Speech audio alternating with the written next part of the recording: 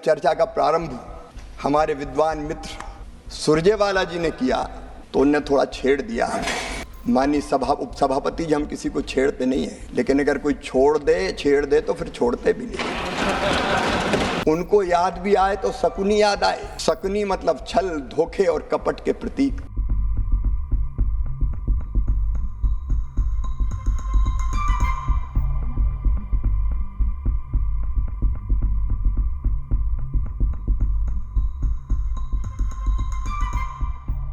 जब चर्चा का प्रारंभ हमारे विद्वान मित्र सुरजेवाला जी ने किया तो उनने थोड़ा छेड़ दिया। माननीय उपसभापति जी, हम किसी को छेड़ते नहीं है, लेकिन अगर कोई छेड़ दे तो फिर छोड़ते भी नहीं। इसलिए मैं वहीं से आरंभ करना चाहता हूं।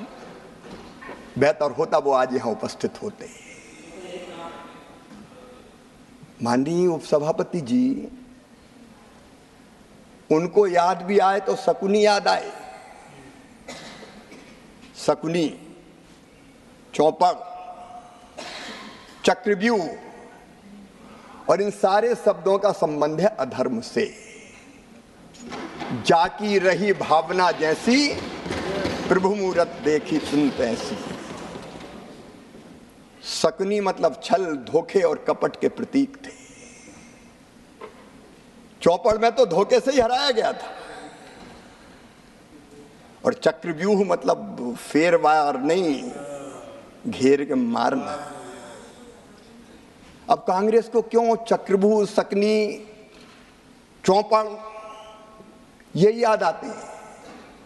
माननीय उपसभापति जी, जब महाभारत काल में हम जाते हैं तो हमें तो भगवान श्री कृष्ण याद आते हैं। यदा यदा ही धर्मस्य ग्लानिर्भवति भारता अभ्युत्थानम धर्मस्य तदात्मानं सृजाम्यहम् परित्राणाय साधूनां विनाशाय च दुष्कृतां धर्म संस्थापनार्थाय संभवामि युगे युगे।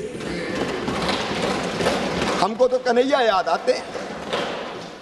जब जब धर्म की हानि होगी, अधर्म बढ़ेगा, पाप बढ़ेगा, अत्याचार अनाचार बढ़ेगा, तब तब धर्म की रक्षा और अधर्म के नाश के लिए मैं बार बार आऊंगा, ये भगवान श्री कृष्ण ने कहा था। लेकिन अनीति और अधर्म किसने किया?